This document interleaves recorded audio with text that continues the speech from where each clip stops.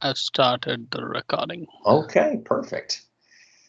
All right, so welcome back to the course on SQL Server Big Data Clusters. The code name internally is ARIS, A-R-I-S is the code name there. We'll be doing this live, as you know, but we're also going to be doing this recorded, and Pradeep will send out some information on where that is. So if you're just joining us, if this is the first time you've joined us for this session, give you a little bit of background here, first of all. The best thing to do is go back and watch recording number 1, because you'll be a little lost if you just jump in here. You need that overview. That was sort of everything. Then what we're going to do in the sessions that follow, and it turns out the way we're doing them live anyway, is that there's one each day starting today. But as it turns out, when you watch the recordings, it's kind of all up to you. It's probably best to watch it live if you can, but if you're watching it recorded, that's fine too. The way we're doing the course is this. This is a course that our team has developed, and that's Bob Ward, Buck Woody is my name, and a lady named Anna Thomas, who is on our team. And we've sort of divided up the world into the ways of Bob handles everything in SQL except big data clusters and machine learning. I handle the big data clusters and some of the machine learning, and then Anna Thomas helps me with machine learning, and then she also does the sort of the Azure-based assets. So SQL Server, Azure database, SQL database. I started on the team that built Azure, and so I still call it SQL Azure, and I will one day quit doing that. All right. But today what we're focused on is the big data clusters feature. So we're in session 2. So if you haven't watched session 1, definitely figure out how you got into this video. Go back and find session 1 and watch that, because I'm not going to repeat that information. In each one of these modules, we're kind of doing a flipped course. I don't know if you've ever heard of that, but normally when you go to school, the teacher gets up there and tells you all kinds of stuff, and then you get homework and you go do homework from the class. A flipped class means we're not going to talk about the material in class because you can read that. What we're going to do is sort of go over the homework, if you will. I'll still give you homework because we've just got 1-hour sessions we're doing in these videos, and it should take far longer than 1 hour to do what we're doing. So without further ado, we're going to jump in. Couple things that I'll mention right off the top. The way you get to this course, and not the recordings of the course that you're watching now, and this is customer facing, so you're welcome to put this up there, is to click on this link right here, which is aka.ms/SQL workshops, all one word. If you do that, it's actually that same page you were just on, just a different view. I've got a skin around it, just makes it prettier. But at any rate, the one we're working on is this one here, SQL Server Data Platform, and then Big Data Clusters. By the way, there are other workshops here, and there are other references. If you'd like some example code or some of our PowerPoint decks and things like that, they're all located here. All right, back up to the top and where we're at today. So in the last video, the last module we'll call it, we took off starting with the big data clusters. Now, one of the things I wanted to mention this time and last time, and you need to know this going forward, is I'll try to keep this site up to date. It's a full course, it's quite big, and I'll try to keep it up to date. We're already on, as of today, CTP 2.4, and you'll see some of that today. But it hasn't changed enough for me to change the course. When the course goes to the next level of CTP and then, of course, on to general availability, I'll keep this up to date, and then we'll go from there. So you came to this page. This is where we sort of started, and it tells you all about the workshop. So if you're just now joining, go back to the last module, watch the overview, and then come in here, and your homework was to study this page. So hopefully you've done that. If you have not, don't go to today's homework until you've done this one, because if you do, you'll be a little lost. We're going to cover a lot in this course, and obviously I don't have time to cover that in an hour. So you may know a lot about Linux and maybe very little about Docker, or perhaps you know a lot about Azure, but not so much about Apache Knox. So I'm going to cover each one of these. You should review the materials, even if you think you're familiar with it. And then you should push back on anything you don't know. You should spend a lot of time in there. So this is what we're going to cover throughout the course. And then this tells you what you need to have for this course. And I've got a couple of things here. The very first module is the prerequisites, and I'm going to go over that because you were supposed to have done that as your homework. So your homework last time was to thoroughly read this page and then to do the prerequisites. So that's important that you have those done. If you try to go forward without doing the prerequisites, this won't work. So I'm going to go over that prerequisites document today and show you what you need to have done to do the homework tonight or this morning or this afternoon, whenever you're watching this right now. This is normally meant to be aimed at system architects, data professionals, the people that are going to build, manage, and maintain a big data cluster. Now, we'll actually go through some of the use cases for the cluster. We'll go through some of the example scripts. We're not going to spend a great deal of time on that other than to show you how this works. This course is being presented for and by the support system here at Microsoft. So if you're watching this and you're in another role, like you're a TSP, a technical salesperson, maybe you're a partner and so on, maybe we've made these videos available to you. The folks that do the support need to know how all this works, because when something breaks, they're the ones that get the phone call. And so we want to make sure you've got the skills to go through everything you need to do and find out what hit what. As we went through this. Now, in the last session, I kind of showed you a quick overview of the big data clusters, and we're going to go through that more in today's module. There are some related workshops, and then here are the workshop modules. Before I jump off to our very first module, which is the prerequisites, which we'll go over, I want to show you one more thing, and this goes for anyone watching the video and any customer, in fact. There's a little section up here called issues. If you find something wrong, you tried it and it didn't work, or you found something factually incorrect, click this issues button, include the link of the page you found the problem on, because those issues are for every workshop. So click an issue and post that here. We tend to check this at least once a week or so and try to get back on these issues and fix them. So we're using GitHub, as you can imagine, and so that's kind of where that is.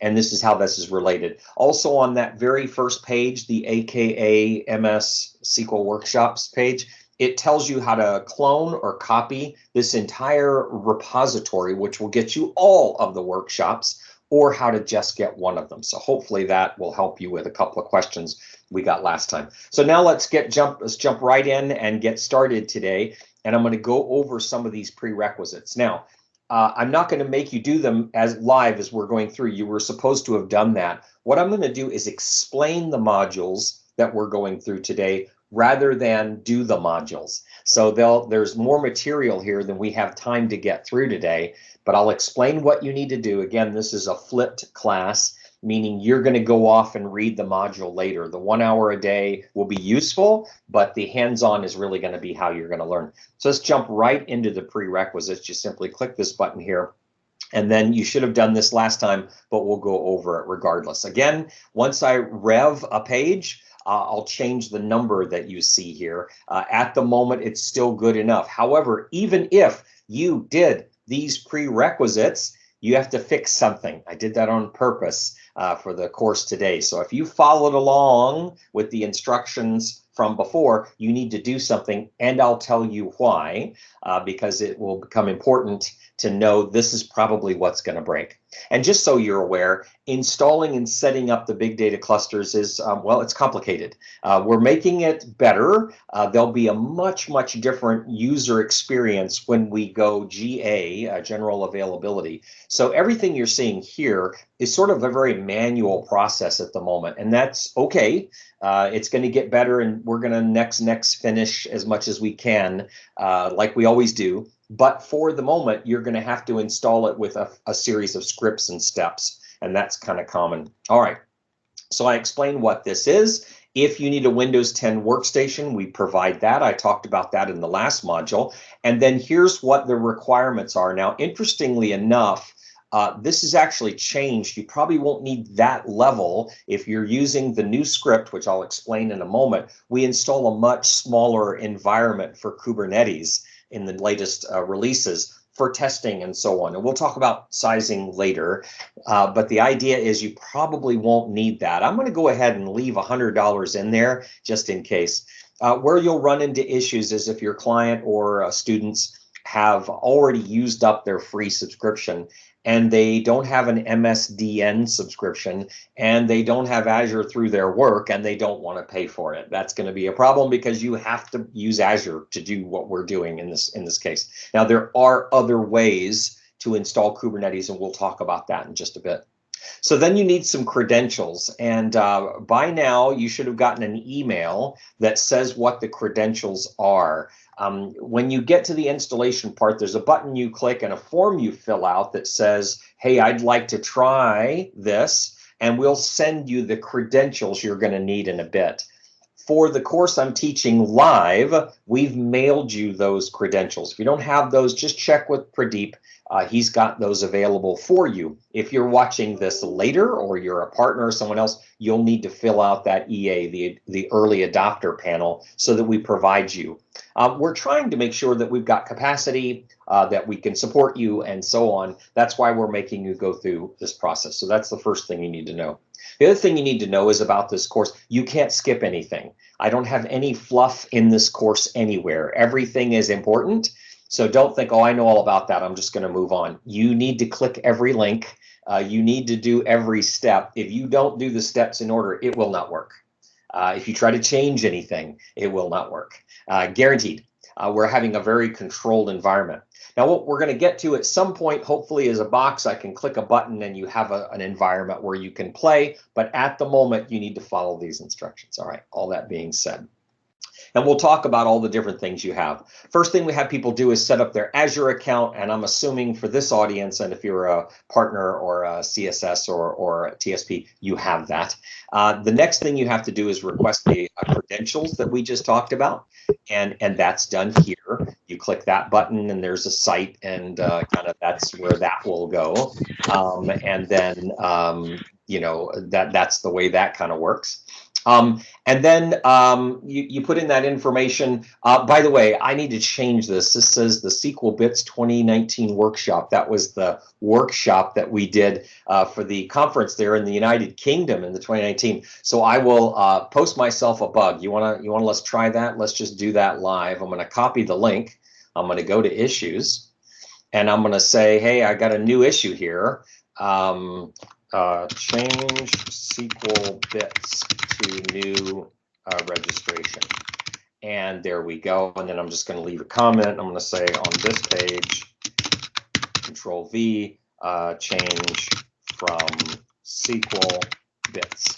And there we go. Not that that was a bad thing. That was what we needed. And I'm going to submit the new issue. And that's as hard as it is. Notice it also automatically searched in case those were sort of there. So once again, that's how that's done. Very straightforward. So I'm just going to go back to the workshops, and I'm just going to go to SQL Big Data Clusters, and I'm just going to pop right over to our prerequisites, and we'll get right back to where we are. All right, now these are Markdown files, by the way, and you're going to learn about Markdown because we use it. All right, here we go.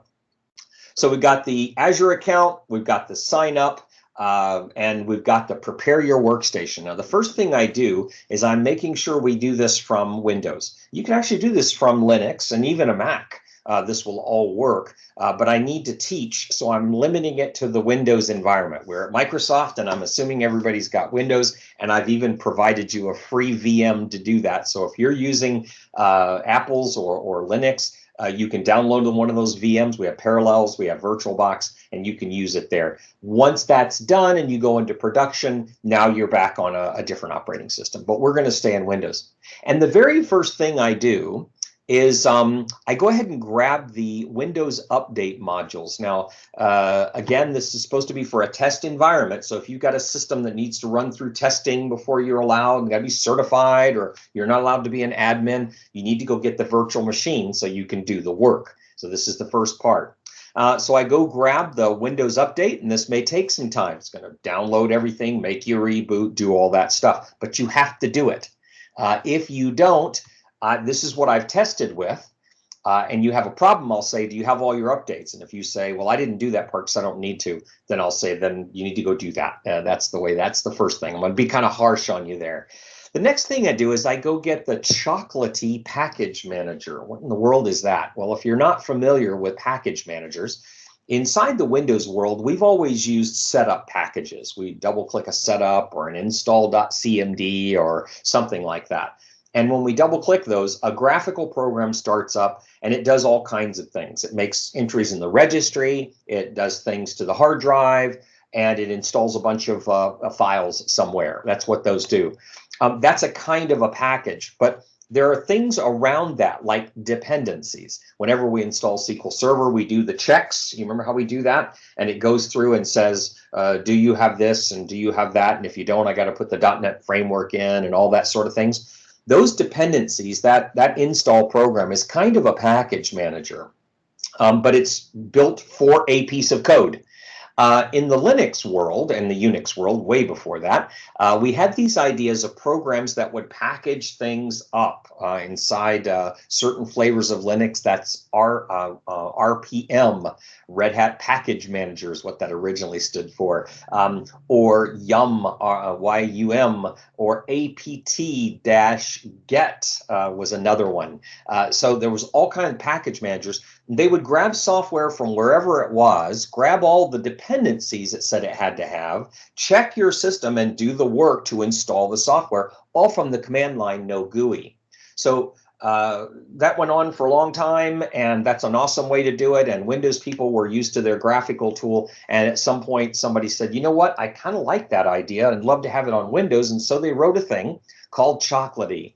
Now, why am I using this? Well, if I don't use Chocolaty to do these installs for the class, then I have to do screenshots and allow for your button maybe in a different language, and it may be, this is just easier. So the reason we're using Chocolaty is it's repeatable, it's consistent, and it's easier. So what Chocolaty simply does is we install the Chocolaty package itself. And once that's done, now I can use a command called Choco. And Choco is the command that starts Chocolaty and grabs packages from the web, but it grabs them for Windows. So here we go. Now, in our current installation, there are various environment variables that we're using.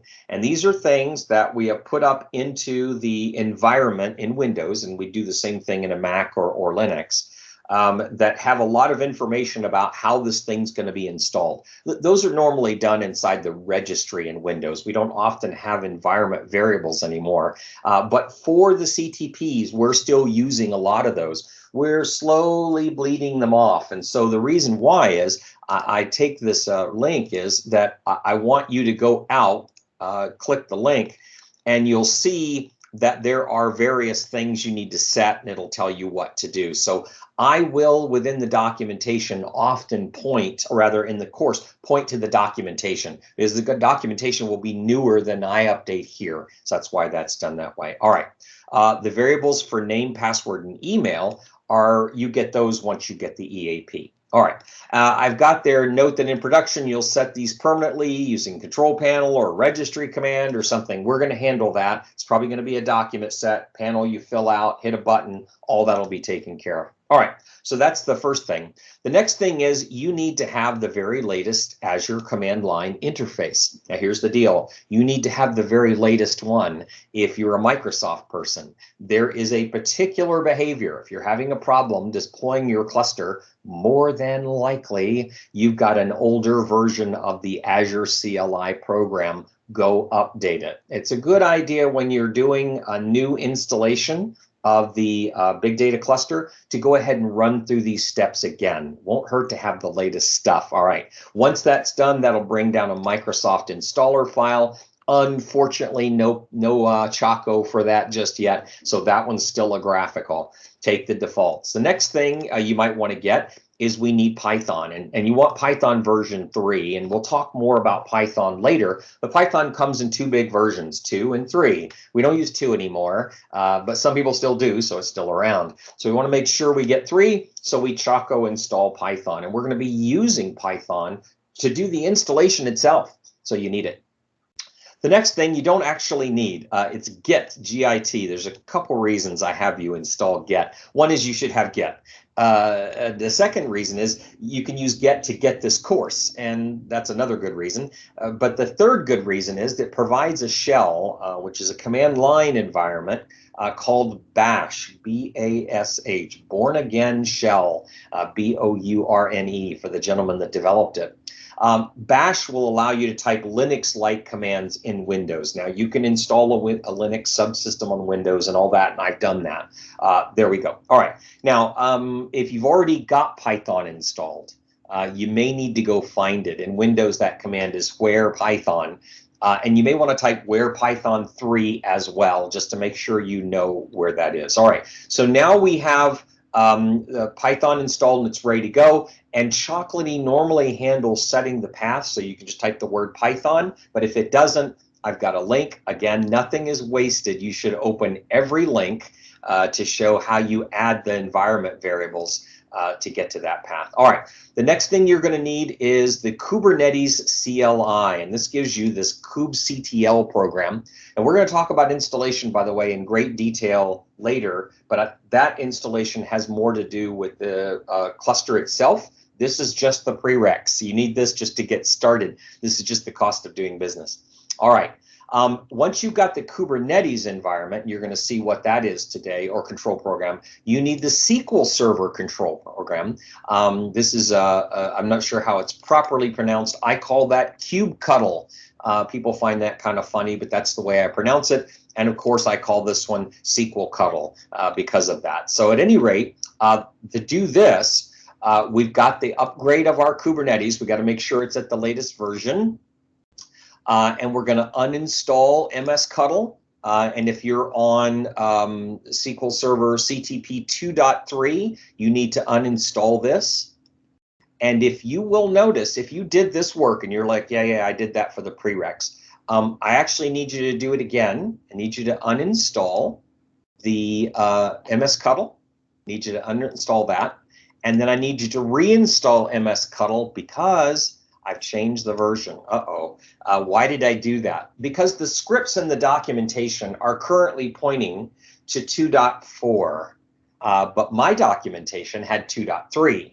And so you can install an older version, but I want to make sure you're using the instructions and the documentation, so they need to be the same.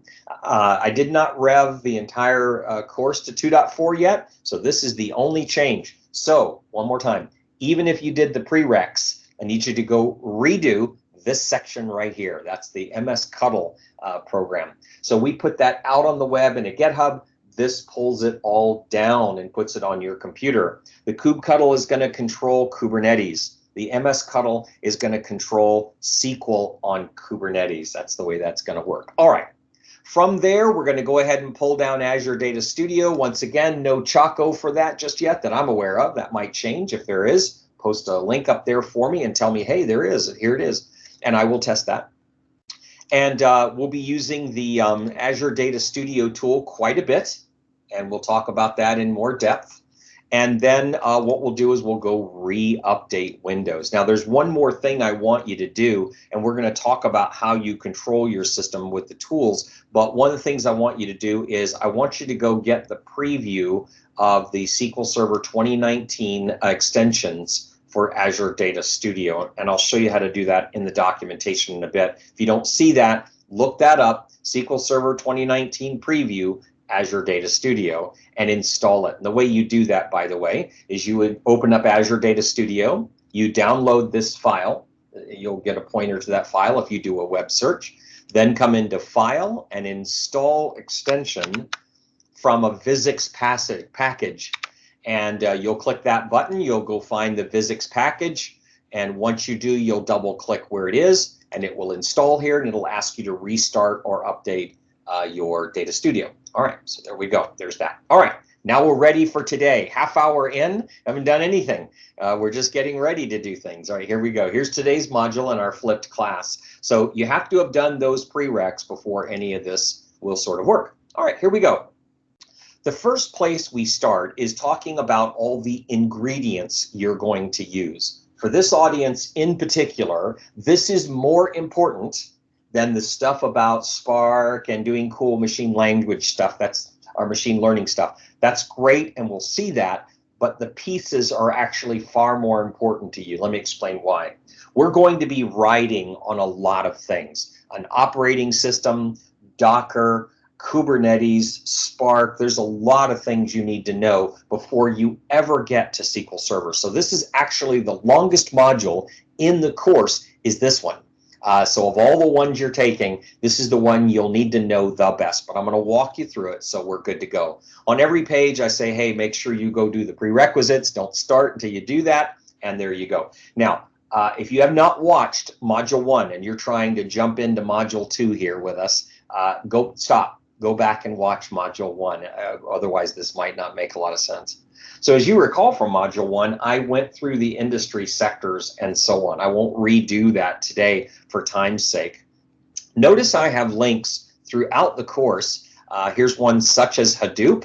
So you're like, what's that about? I've got everything here about what Hadoop is and how you can learn more. So you could get lost over there if you wanted to for a while, and you wouldn't be lost. It'd be something you'd need to know.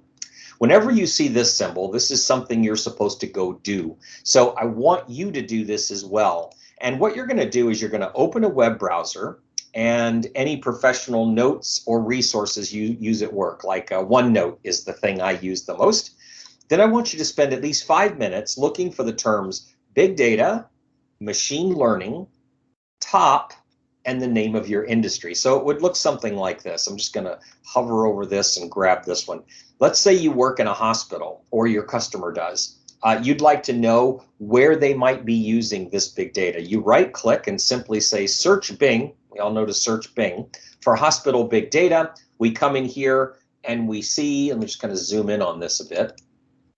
And you can see 5 big data trends in healthcare. Well, look at that. So I'll just click on that one, and here we go. We see where big data is used inside. So I would grab this link, and I would copy that, and I would keep track of it. And that way, I'd know a lot more about the use cases I'm going to be work with. So record your findings. So that's your first assignment. You'll need to do that tonight if you're following along. And if you're following along on the videos, do that as soon as you can.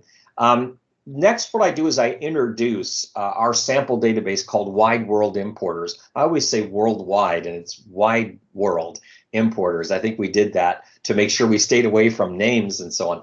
But the reason I use this data just for you internally to know is that these names and so on have already been through something called CELA. This is our corporate legal department. They've made sure the names are correct and not offensive, and we're not using any private information, and they've vetted, they've looked at this database and said, okay, you can use that as a sample. So I'll use that for most all my samples that I use inside our course, other than maybe weather data and things like that. All right. Basically, the way the course is working is I'm going to set up the problem in this module that a company is facing. And then we're going to use SQL Big Data Clusters to solve that problem as we go forward. So that's the way the course is set up. So I'll let you read this, and I want you to read this, but I want you to pay very close attention to these 4 bullets right here. These 4 bullets inside the use case are what we're solving. And in fact, it's what most people are solving. Now, why do you care about that if you're helping to support a customer? If they're using this for something else, it probably isn't as well suited. So if they're using this because they want small sets of data to help a small department do print reports, this is probably not the right system to do that in. It could, but it probably isn't well suited for it. All right, so I set up the problem here. We'll go through that a bit, and we move on, and I show this is what's happened. And in general, here's what's happened. A company has a certain line of business application. They've tacked on some more lines of businesses. Some of them are in other locations, and they're not going to bring the data in. Others are in other locations, and they are going to bring the data in, and so on. So this is the problem, and this is very, very common. And this will also form the bulk of the support calls. The installation will be your first bulk. The second bulk will be this data coming in and out. And then you'll have the mechanical problems inside the system itself. All right, now again, and no link is wasted. So if you right click the Wide World Importers, you'll see that there's a full documentation on wide world importers, and there's all kinds of solutions and graphical tools and so on. Definitely go read that. Those are always great if you're doing any kind of training with your customer and so on. Now we come to the big thing we're going to do. The reason I do this in this order is I'm going to have you use a script, and we're going to walk through that in just a moment. But I'm going to have you use a script and start now. So normally in class, we're at about 1 hour in a normal class environment by the time I get to this activity. Because the big data clusters takes some time to install, 20 minutes, sometimes much longer. Because of that, I have them start the install, but I don't tell them what they're doing. I say, do your prerequisites before you come to class, and then start installing. Well, what's happening? I'm not going to tell you. We're going to get to that because there's a lot to tell you. But I want it churning away in the background, and we'll talk about why we use this particular mechanism to do that. All right. So it says, ensure you have completed all prerequisites. This is what you'll do tonight in your homework. Open a command prompt on your classroom system. Read the following article. So you're going to read through this on the how to deploy, and you'll notice, boy, there's a whole bunch of these environment variables. Now you're going to read through those, but you don't necessarily need to set them. We'll talk about why in just a moment. I still set them, but you don't need to do the work anymore. Okay, here we go. Back to the course. So you're going to read through that article. That's the first thing you're going to do. Then you're going to read the following article, ensuring that you carefully follow each step. So I'm going to walk you through this article. Let me get it the right size and all that kind of stuff. Okay. And I'm actually going to show you a couple of things here. Number one, here's our install and our get started. So this tells you what you need to do. Here's the tools you need: MS-Cuttle, KubeCuttle, Data Studio, and the extension.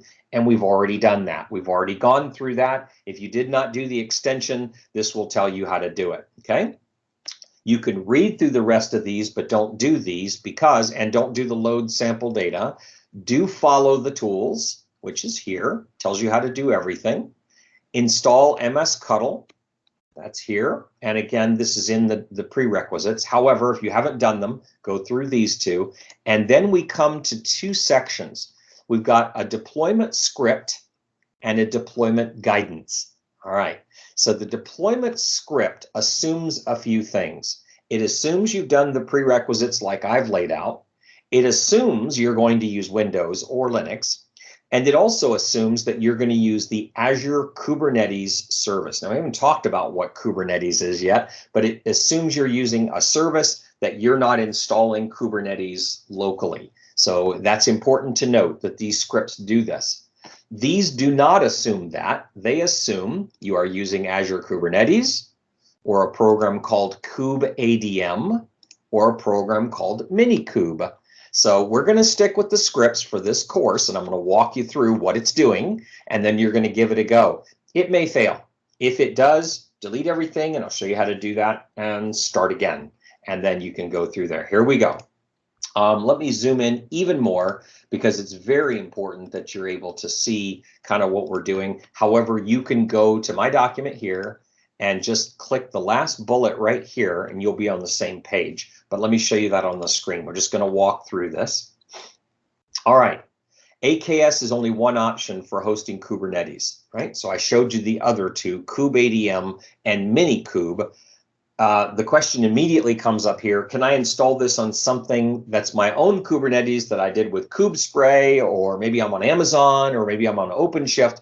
We'll get there, but for now we're going to limit our discussion to those three options. Okay, it tells you again, you can only get this if you register. You guys should have your codes. If you don't, talk to Pradeep. If you're watching this later, go ahead and sign up here. It assumes you have an Azure subscription and all of our tools installed. Now, we've done that a few times. Hopefully you've got that.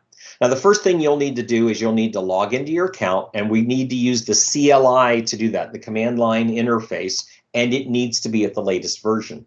So once that's done, open a command prompt, and I usually open elevated, so I open as an administrator, and I run AZ login. What that will do is it will open a web page with a prompt that says, who are you? And you log in with your typical Azure subscription information.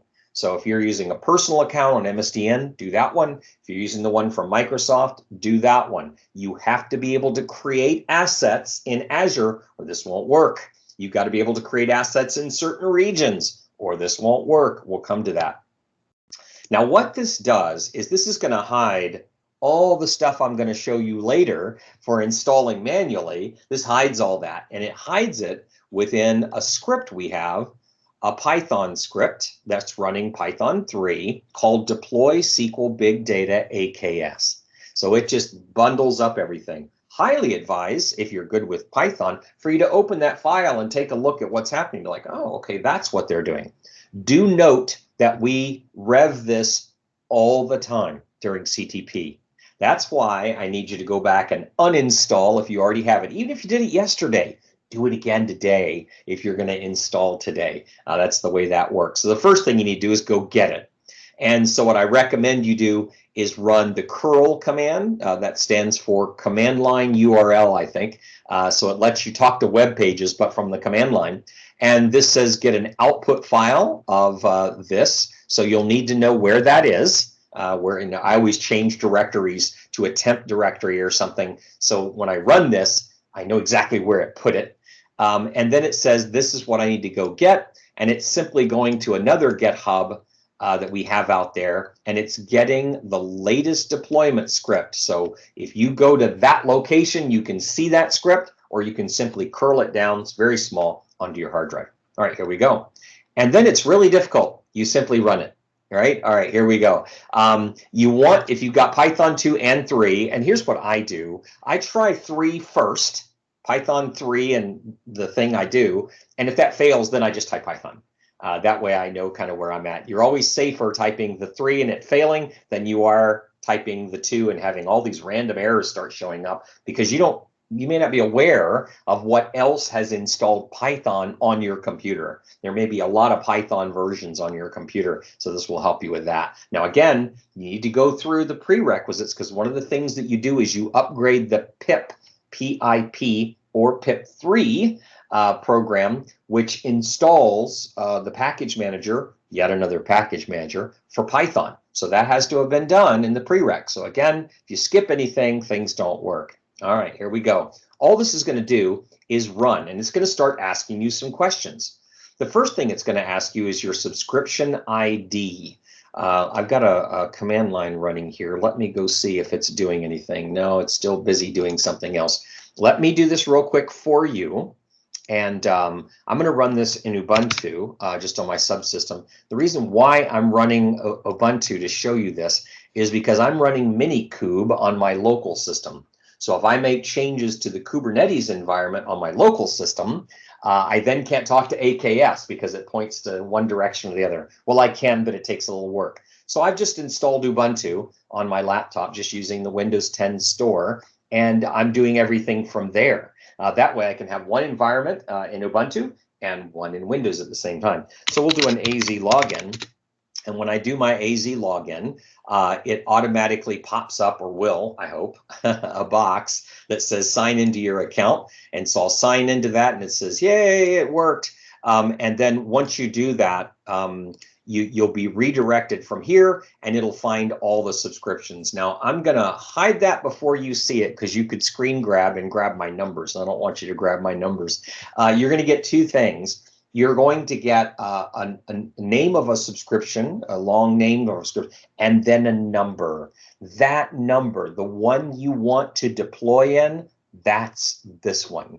So when the Python script opens, it begins to run and it says, this is what I'm going to do, and I'd like your Azure subscription ID. So you'll need to type that in. That goes here. I usually have a notepad or something open and I get all these lined up. It then wants to know the Azure resource group to create for your AKS cluster. Now I'm going to pop over into mine. I make my own. Mine's called AKS. Let me make this bigger for you. There we go. I make my own. I changed the name. It has a default that I don't particularly like. I like this one better, AKS cluster. So that's the next thing it asks for. The next thing it asks for is the Docker username, Docker password. That you're going to get back when you register for the EAP or you talk to my friend Pradeep. Then we have the Azure region. The default is West US. That's usually safe. I'm trying East US 2 right now, and I think it's not working for me. As you could see, it was spinning for quite a while there. The machine size is important. You're going to leave it at standard L8. What this allows me to do is deploy everything you're about to see on one node, which is very nice because that way it's very inexpensive. It's also slow. Because I'm only going to put one node up. In production, you would obviously change this, and we'll talk about that more later. The next is the cluster name, and I actually like SQL Big Data, so I've just left that. Now, this is the AKS cluster, the Kubernetes cluster, and we're using the Kubernetes name for the SQL cluster. So we have a resource group. Let me show you that again. We have a resource group called AKS cluster, or at least I do.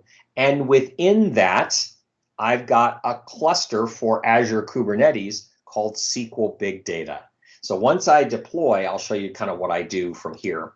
Then you need a password. The default password is my SQL Big Data 2019. I have a different one. I use a little more complicated. And then there's a thing called a controller. Don't worry about what that is at the moment, but you do need to remember this. It's a good idea to keep these around because you'll forget. You'll forget how that works. All right, and it explains how the default standard 8s work, and it talks about the SA user account and how that password is being set and so on. And then once you're done, you can kind of see what's happening. Now, if you can look at my my Linux one here, you can see I'm having no joy with this particular one. So I'm going to troubleshoot this and show you a little bit more later about how to troubleshoot why it's not working. My assumption is that I don't have those machine sizes in the region I've picked, but I'll go find that out. And it also tells you how you can do your deployment troubleshooting. Well, I'll go ahead and show you that now. So what I'll do and what you can do is begin to go get the information you need. And primarily this is going to be involved in the logs. And it shows you how to get the logs back out. Okay, so that's here. Then when we're done, we run our kubectl command, and this will show us everything. So now we're done, and you've got your deploy started, and we are back here. Now we need to start the rest of our course in our last 15 minutes. So the 3 hours in class that I would normally do, we're going to do in 15 minutes. And then you're going to do 3 hours later, hopefully, or whenever you have time. All right. We're going to talk about a few things, and this isn't meant to be comprehensive. Now, a lot of your users may be Windows folks and not as familiar with Linux, or they may be Linux folks and not as familiar with Windows, or they may be SQL folks but not familiar with Kubernetes, or they may be Kubernetes folks and not familiar with SQL. So you're going to need to kind of know all of it, and I've got everything you need to know here. I'm just going to walk through the course. You're going to go do the course on your own. So I'm not going to read to you. I figure you can do that on your own. However, if you want to know things about storage as I'm walking through, I have an entire section here on working with file systems. Boy, these things are really small on that screen. It's nice to have a big monitor, but it's hard to see, isn't it? We go through some TechNet articles, and you may learn a few things here about FAT and XFAT and NTFS and all kinds of things and how those work. So if you're not familiar with those, a great resource to get started. Next, I've also got a location here for storage using Windows Server. And you can see things like using virtualized storage, general purpose storage. You may not be aware we have all these kinds of storage, but your customers might. And they might be using something where they're using redirection and so on. So when they install and they have a problem, if you're not aware these exist, there could be an issue. So as you can see, this can take some time to sort of figure out. The improvements on Windows storage is not as important as far as the improvements goes. There's, I'll just go ahead and open it up. It's a great white paper that kind of goes into how everything works inside those file systems. So there we go. All right. The next thing we move on to from storage, and that's the most important thing you're going to figure out as we go, is the processors. And so I simply show you how Windows handles processors. And here we're dealing with things like whether you've got hyperthreading turned on and so on. But if you're not familiar with Linux, you may want to check out this link that shows you how to get the CPU information, because sometimes the CPUs will be failing, or rather running out. I say that, and you say, well, I'm not using Linux, so I don't worry about it. Well, the cluster is. So the cluster is running entirely in a Linux world. So there will be times when you need to get to the cluster and do something within one of the nodes that we learned about earlier in Kubernetes in the first module. When we learned about those nodes, you may need to get into that node and start typing commands to see what's going on. You're going to have to know this stuff, but I've got everything laid out for you very, very simply. So these resources are vetted. They're very good. If any of them ever die, by the way, if they don't show up, please post a bug so that I fix that, because this may be the most important thing. This is your learning plan, so this may be important. All right, we understand about the page files in Windows. Most of us know what a page file is, but in Linux, they use something called a swap file, and there's a very similar concept, with the exception that if that has a bad day in Linux, Linux has a bad day. So you definitely want to know more about this, and it is important for the big data clusters. Next thing you need to know, and you just got to know this, is TCP/IP networking, and we're going to stick with IPv4 for the moment. We're not going to worry about 6 at the moment. But if you're not familiar with subnetting, if you can't calculate a subnet, you need to come through. This is very short, but it's very dense, and it will explain everything you need to know. You're also welcome to mail all of these resources to your customer. When the customer says, well, how would I figure that out? You can send them these links, and it'll kind of show you how to do this. This takes me way back to the early 80s when I had to figure out TCP/IP and do binary math. First time I figured out binary math. All right. So there's the TCP/IP. Now what we do is we start inside Linux. The things that you need to know most about Linux are listed here in this block: distributions, package managers, file systems, and then access and authentication. And so if you want a complete course about Linux, you'd simply go here and complete the entire course. And this course goes on. It's quite good. It's done by the Linux Foundation. It's quite good. But if you want a more targeted set of information, if you're pretty familiar with Linux already, you can go learn more about distributions, and I explain what those are and how those work. And the two package managers you need to know the most about are Yum and apt, because we're focusing a lot on Red Hat, and Ubuntu are the two that we're focusing a great deal on, although there are others we support. That's listed in the documentation.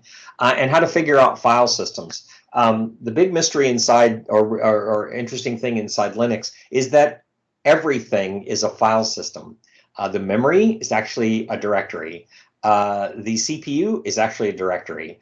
All devices are actually directories. It's kind of weird. But we've seen some of this, like, you know how in PowerShell you can open up the registry and navigate it with change directory and make directory and so on? Same concept. Linux has sort of always had that. So everything's a file. Everything's a file, or a directory if you want to call it that way. All right. Then we go over access and authentication. These are controlled much differently than in Windows, and this will become a problem. Somebody's going to get in there. They're going to be a Linux person. They're going to know what they're doing. They're going to change one of these files or change a shadow file, and you're going to have a bad day. The other command you need to be very familiar with is something called sudo, S-U-D-O. Inside Linux, when you first log in, you are not an administrator at all. You are always just a regular user, and you need to elevate, and that's done in two ways. One is with a command called su, meaning super user, or root is what that's called. I am root.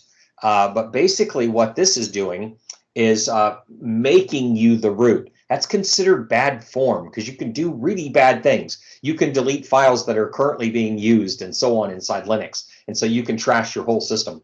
So to do keep that a little more targeted, there was a command invented called sudo, which stands for super user do. It means I want to run this one command. It's very similar to our run as command inside Windows.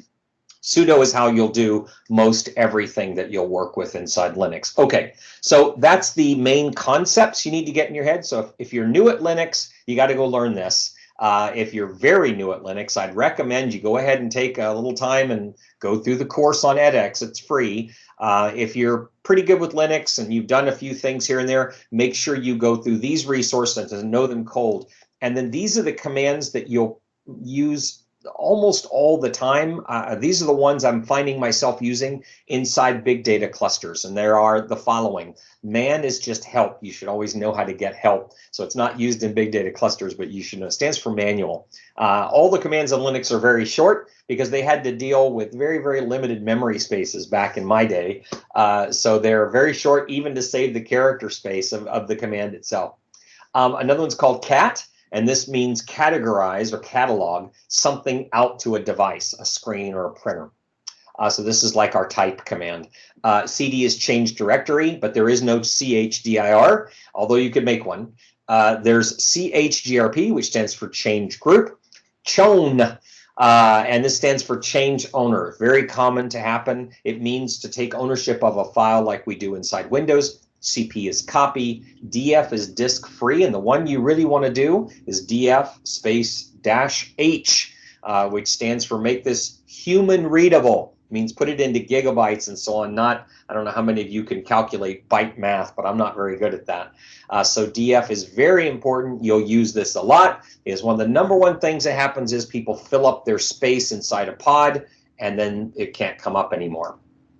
File determines the file type. So you may be trying to run a command and it's not doing anything. It may not be set to executable. Find finds things, of course. grep is a search tool, stands for Global Regular Expressions, and will let you find things very quickly. It's very similar to find, but it's way more powerful, I think. Head shows you the top of a file. Tail, by the way, shows you the bottom of a file. LN will soft link, meaning I can type this here, and it will really happen somewhere else. That's very similar to our Windows shortcuts. LS shows you the file names and so on. So I won't go through all these. Those are the main ones you'll work with. For a text editor, if you are someone who's used to Notepad or something like that, and you're used to a graphical tool, you'll probably be okay with Nano, which is still command line based, but it's a little easier than using Vi. Don't make that face. I love Vi, VI, Visual or Vim. I love that. And if you're someone who uses Emacs to do your editing, then you know way more than I ever want to know about the world. No, I've used Emacs in my day and I don't like it. At any rate, there we go. And we've already touched on sudo. All right. So there's a big long explanation. If you really want to go in and see a lot about Linux and you want to know all about the Linux administration and you want to be a Linux administrator, there you go. There's a link for that as well. All right, now we're going to have our next command. So you can do this in a couple ways. You can use a Linux system and so on, but tonight for your homework, what I want you to do is open this link, and what this is going to do is in a browser, it's going to load a Linux emulator for you. And inside this Linux emulator, which is being done in JavaScript, believe it or not, or Java, one of the two. I think it's just JavaScript. You can type Linux commands and things will act like they would act if you're in Linux. You're not really in Linux, but you're acting like it. So if you want to nano test.txt, then you'd be able to, this is a test. And then you can do your control O for output, and there we go. And you can control X for leave, and then you'll see that you've got a test.txt, and you can cat test.txt, and so on. So that's the exercise. I've got some things I want you to do in there. Go do those. If you're really good at it, that's fine. Just do those anyway. All right. Then we go over containers. We talked about this in our overview. And so I go through what virtual machines are and how they work. And then I give you the entire course on our hypervisor to explain kind of how hypervisors work. And so that information is there for you. We then go to Docker, and I've got a link to the actual Docker company, and I explain what a Docker container is. We went over that in the last module, but just in case you need to repeat it, you can read here. And then I do want you to go ahead and open up, because you will be playing in Docker quite a bit, and there's a full set of Docker commands that this gentleman has posted sort of here, and it's actually got a really good quick overview on how to use Docker. Then we talk about Kubernetes, and in the last section, I gave you the cluster, the node, and the pod, so we won't repeat that here, but I do have the pictures here and the claim. And then there's a really good resource on Kubernetes here on learning the basics. And there's a really great tutorial that I just found and just added this not long ago, but from the Azure Kubernetes folks that has the one you'll be using. So that's definitely something you want to check out. So the next step you need to do, your next assignment, is to open this resource. And what this one is very much like our Linux environment. But what this is doing is starting up a Kubernetes cluster for you online and will allow you to go ahead and start working with Kubernetes right in here. So you can do your kube CTL commands. Do I have that spelled right? I don't. CTL, I still don't. Get service, let's say, and we can just see the services that are running and so on. So here's what we do here, and then just complete that as we're told. Then we go into distributed data storage, and I talk about the Hadoop thing we covered in our first module, and I spend a great deal of time talking about how that works. And then there is a full tutorial, yet again, to HDFS and how it works. You'll need to know this because some of the logs that you'll see when you get errors will have HDFS information in them, and you'll need to know what that means. So there's a full tutorial. So this is another, you see you got a lot of homework tonight, don't you? So there's a full tutorial. They won't take you that long, but it explains everything that's talking about, and you'll get your vocabulary down for Hadoop. Then we talk about managing with Kubernetes using the kubectl program, and then we talk about the MS-Cuttle program. So both of those will go in there. I then explain what a notebook is because you'll be using those. If you've never worked with notebooks before, I've got a tutorial before you, and you definitely need to spend some time in the Azure Data Studio. So I recommend you kind of go through this. This is a notebook tutorial I made for you, and you simply use notebooks to learn notebooks. And so you can simply open a notebook and you can learn about how to use notebooks, and you'll have your own, and it's all free. And it's all free for your customers as well. All right, then we talk about input and output because we got to get data in and out of this thing, and we can use lots of utilities to do that with BCP, SSIS, and so on. We're going to do some data ingestion in one of your homeworks later, but we talk more about data ingestion to get things into HDFS. So right now you're learning all these things. There's a lot of technologies, and then in the next modules we'll begin to tie those together. But we're only tying those together. You have to know this information. If you don't, you're not going to figure it out as you go forward. So you definitely want to be there. And then we talk about pipelines and Spark, and I explain what Spark is, and I've got all the different information on Spark. And then if you need it, I've got yet more tutorials on particular sections. Wow, we've covered a lot in an hour, haven't we? And then we're going to go on to how this stuff all hangs together later, but I will not recover this material. I'll assume you know it. So once again, if you're just joining us, go back and watch Module 1, do the homework from that, come into Module 2 here, and we're technically in Module 1. I did them ordinally. They started with 0. So we're in Module 1 today, which is really the second module. And then do the homework from this one. This is a lot. I'm asking you to do a lot, but it's a big product. So at the very least, walk through everything. Do your deployment on AKS. If it fails, I won't be able to assist you personally in a failed deployment. I simply don't have time, unfortunately. There is inside the EA program some links on how to troubleshoot things and how to contact someone with a problem, but I won't be able to debug the class systems. You just keep fighting it. The way I do it, I delete everything, and let me show you how to do that. So I've got a deployment here. Let's take a look in our last minutes here. That's clearly not working. It's been 3 hours now, and it's not coming up, and that's a little too long. So I'm just going to Control-C. I'm going to get out of that.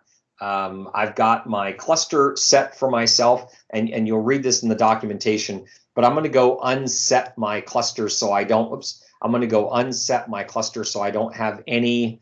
Let me go get this, Control-C. Let me go back to here, and I'm just going to clear the screen. So I'm clearing, and I'm going to paste in the following commands, kubectl, and then I've got some things here. And I'm going to leave here for a second if you want to take a screenshot. Okay. And then now I have no Kubernetes reference. I've got the tool, but I can't talk to any Kubernetes because I'm about to blow mine away. Here we go. I'm going to go over to Azure. I'm going to go into my cluster. Now, this is the resource group I made for my cluster. I called the resource group, the whole resource group, AKS cluster. It made another group to put some things in. Don't worry about what those are yet. I'm going to go into the thing I made, and I'm going to say, this is not working out for me. I want to delete it. And it's going to say, really? Are you sure? And I'm going to say, I am so sure that I will retype the name. Did I type that right? Cluster. Yeah, it's good. And I'm going to click the delete button, and 10 minutes later, everything's gone, including that other cluster or a resource group that it made. So that's how you blow away an entire, and I'm going to start over and follow the instructions. And I'm going to be more careful when I follow the instructions. So if it says take the default and I change something, I'll sheepishly put the default back and let it do its thing. Okay, I think we're good for today. We're going to call this one a go. So Pradeep, let me unmute you. I think I muted you somehow. So let me unmute you if I can. And then we'll turn it back over to you. And nope, you're not muted anymore. We'll turn it back over to you. You'll store the recording somewhere, and we will pick back up in the next module, which for those of you attending live is tomorrow. Same bat time, same bat channel. For those of you binge watching on Netflix, do the homework before you watch the next episode or you'll be lost. Thanks, Buck. I really appreciate it a lot. Just go ahead and stop the recording. Okay.